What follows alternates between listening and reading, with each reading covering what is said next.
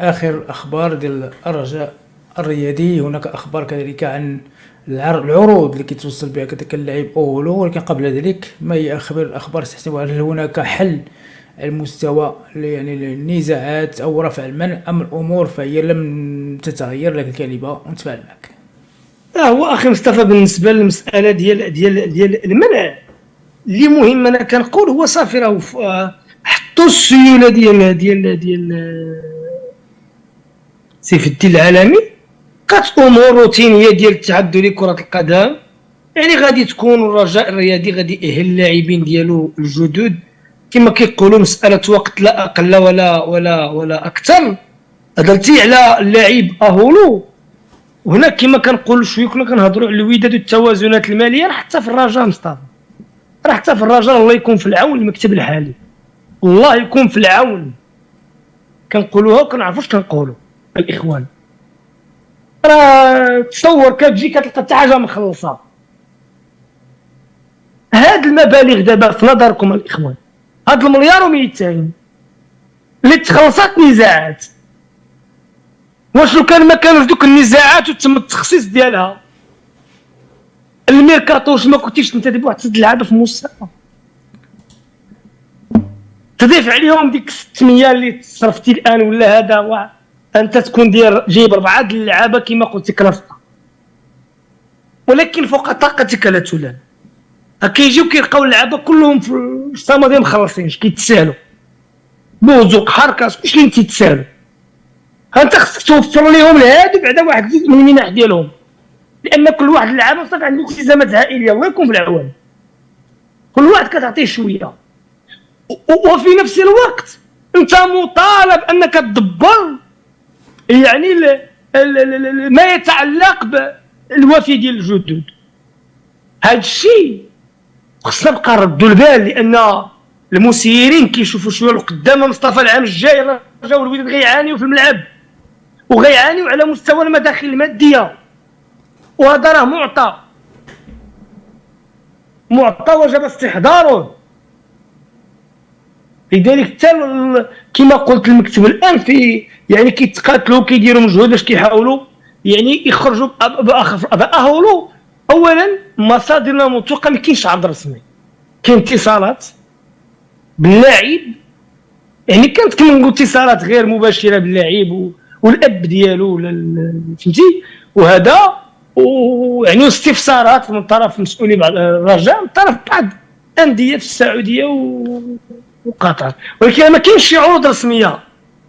باش نوضحوا، مازال هذيك الاتصالات والاستفسارات لم ترقى لمستوى العرض الرسمي. هادشي اللي بلغنا حنا من مصادر مقربه من المكتب بالرجاء. قال لكم يعني شي عروض يعني رسميه توصلوا بها كمراسله ولا هذه مازال ما كاينش، ولكن ديك الاتصالات كانت. اهولو دابا هاد اهولو كاين الفلاسفه وعلماء الكره اللي عندنا اللي كيجيو كيقولوا اهولو ماشي لعاب. هذا تناقشوا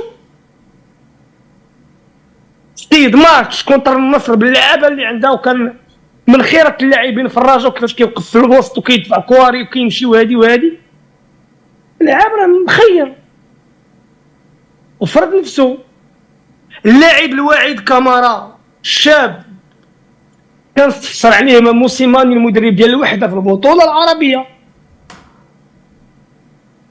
ويقال كذلك بان يمكن حتى يعني احدى الانديه البرتغاليه تراقب اللاعب. ومزيان هذه التجارب، هذه التجربه ديال كامارا خصها تزيد كبار بالنسبه للرجاء، ويوليو يستقطبوا لاعبين من افريقيا جانهم صغار.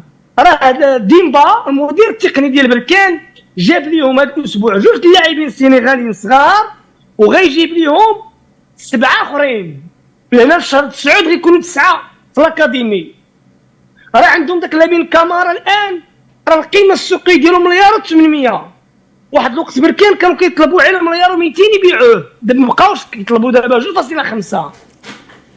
راه الاستثمار في الشباب هو اهم شيء، والرهان ديال الاكاديميه ديال الرجاء الوقت اللي رجعت تخدم مزيان ثق بيا مصطفى تولي يعني كنز ثمين للرجاء وكره القدم الوطنيه.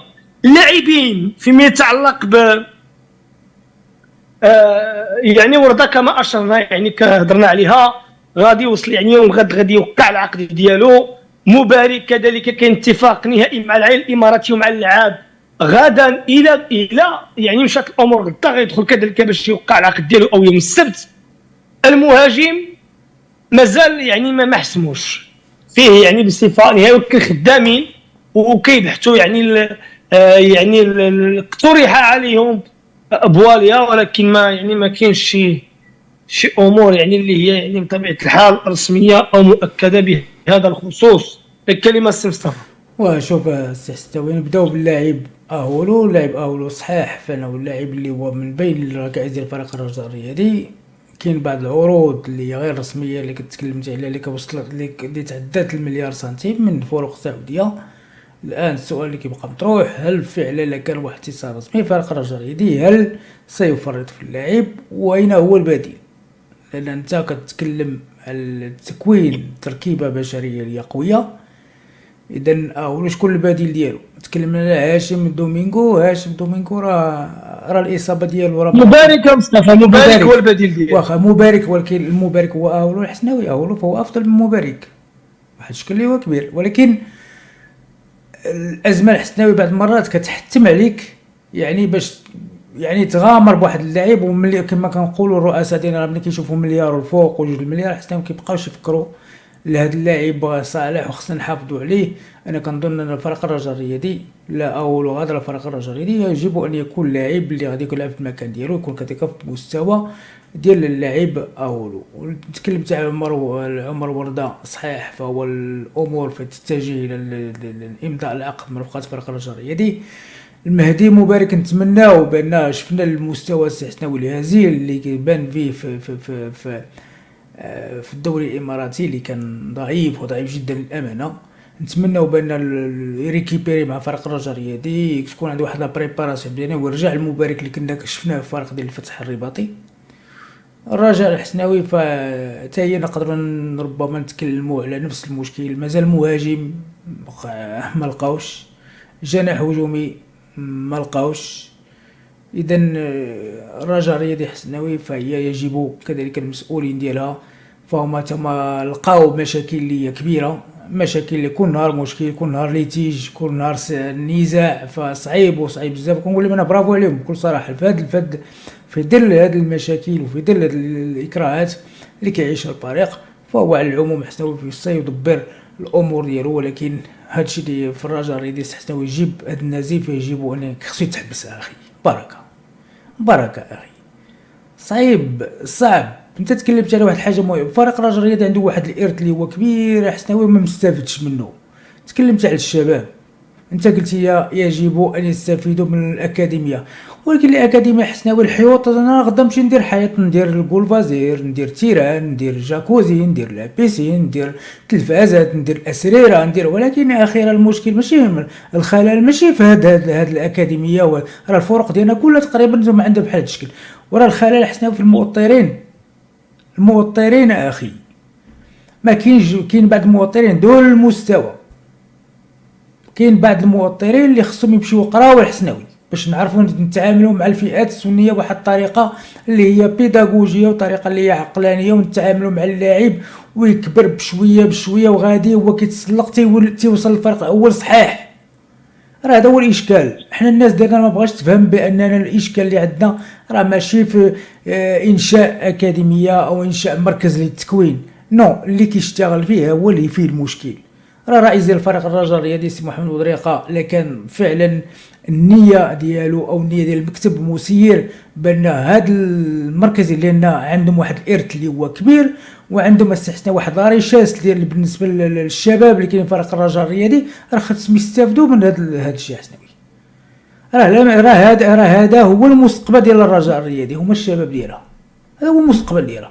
راه قولوا لي اللي بغيتو تقولوا حاجه، تقول لي حكاش من اللاعبين المحلي. شوف الرجاء كانت معروفه بالشبان ديالها شحال هذه كتلعبوا، كان الاغلبيه حتى لهاد السنين الاخيره عرفتوا اللي كنشوفوا اكثريه ديال اللاعبين هذا جاي من هنا، هذا جاي من هنا، هذا جاي من هنا. كانت الرجاء الرياضي كياخذوا مهاجم وكياخذوا صانع العاب من افريقيا، وكل شي لاعبين هما لاعبين ديال الرجاء الرياضي كلهم.